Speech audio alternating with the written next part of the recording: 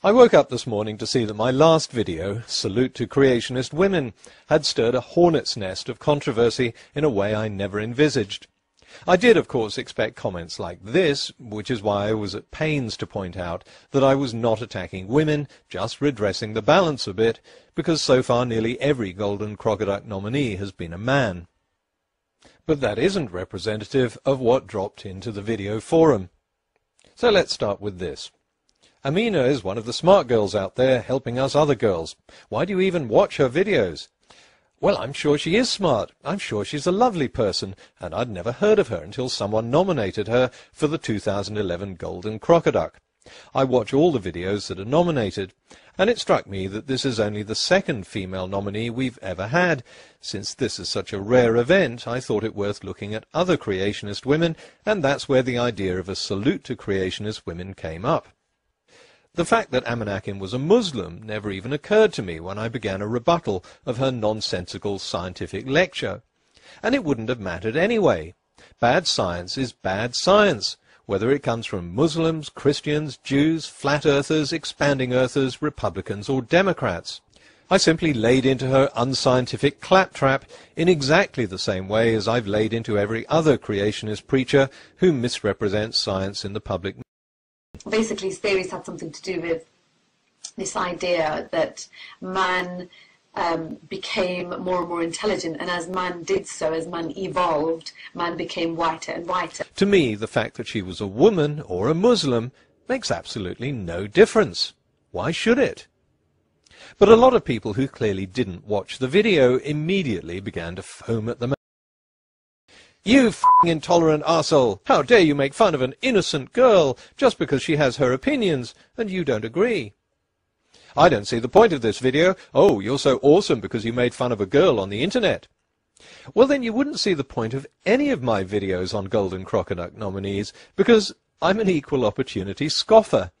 For the last 5 years I've been making fun of creationist men. Grady, you're obviously able to look at the pictures from these scientific papers, but for some reason you can't read the captions. The problem the evolutionists have, though, folks, if we extrapolate backwards just to 20,000 years ago. How long? 20,000 years ago. 20 million? Not 20 million. 20 billion? Not 20 billion. 20,000 years ago, the heat produced by the magnetic field would have liquefied the Earth. Get the fuck out of here. That's just 20,000 years ago. And 1 million years ago, folks, get this, the magnetic field would have been so strong, it would have vaporized our planet. Vaporize the planet? Now, I had to think long and hard about this, because even for a creationist theory, this is nuts. So you think by now that Andy would get it? Nah. Where did the chemicals come from? Where did the planets come from? How did the chemicals make all the planets? Well, Andy, if you can't be bothered to listen to the answer Aaron Ra gave you, then do what I suggest all clueless creationists do and check out the library room at your local primary school. I want to be kind to Kirk Cameron rather than suggest that half his brain must have been sucked out in a freak vacuuming accident. Occasion, I should find new life inside. You may smile at this. But as soon as a woman is the target, she's an innocent girl, and her scientific baloney apparently shouldn't be criticized. I don't hold back because of someone's gender or religion, and I don't see why she's any more innocent than Ken Ham, Peanut Butter Man, or Crocoduck Boy, who, like Amenakian, choose to preach science on the internet. Amenakian is an intelligent, thinking adult who chose, of her own free will, to publicly post a video teaching people that Darwin's theory is something about humans getting whiter as they became more intelligent.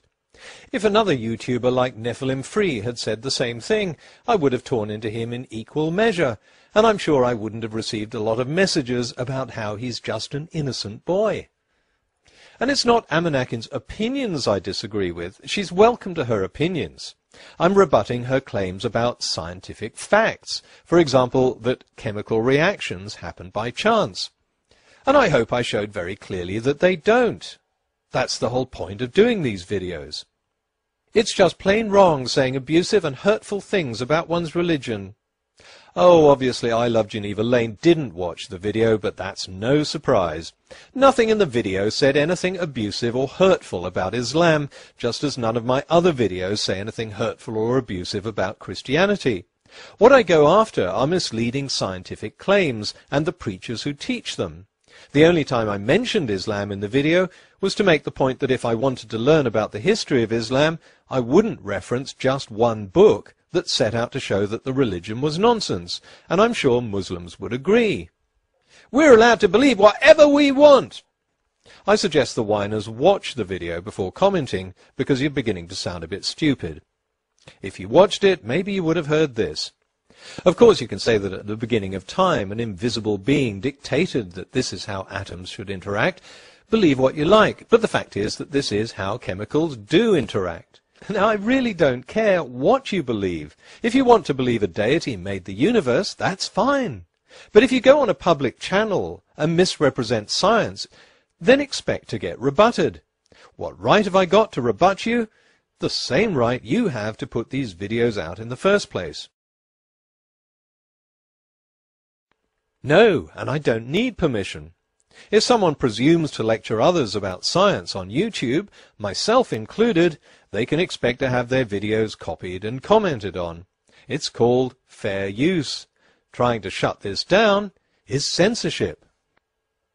It's sad that a video about science that makes no criticism of Islam or religious belief should be made a pawn in a stupid religious war by people who didn't even watch it.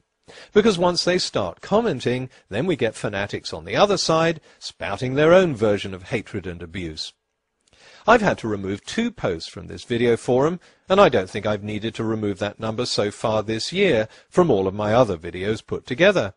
But the gratuitous racist abuse they contained against Muslims shows just how extreme people get in trying to stir up anti-Muslim hatred. I was going to show the messages blanking out the profanities and the racial slurs, but they were so bad I couldn't even do that. Years ago I lived in Brazil and built a house in a favela in Salvador da Bahia.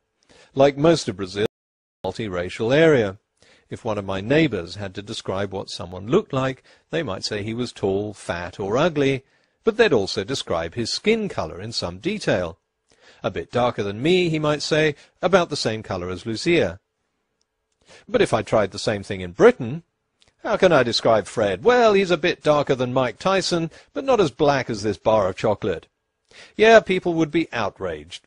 It's not about being PC, it's just making the assumption of prejudice in sensitive areas like race and religion. In Britain I'd be branded a racist for describing someone's skin colour as a way of identifying him. In Brazil, skin colour is just another feature. I should be as free to criticise Amenakian's science lecture as I am to criticise Ken Hovind's, Ken Ham's or Peanut Butter Man's. If you mistake this for an attack on Islam, sorry, but you're an idiot. And if you complain about it on the forum, which you have every right to do, you become a whiny idiot. Oh dear, you're going to misunderstand that, aren't you? I'll get comments like, "You're calling Muslims idiots." No, again, I'm not talking about religion. I'm talking about those who comment without watching the video, without taking in or trying to understand what's being said. It's about those who foam at the mouth over an imaginary slight. Of course, I can understand where this sensitivity comes from. When there are other idiots on YouTube and public intolerance against Muslim beliefs is rampant, it's easy to retreat into a defensive posture and assume that a rebuttal of anything someone says is an attack on whatever religion she happens to hold. But learn to tell the difference. If you can't tell the difference, then that polarizing gap is never going to be bridged.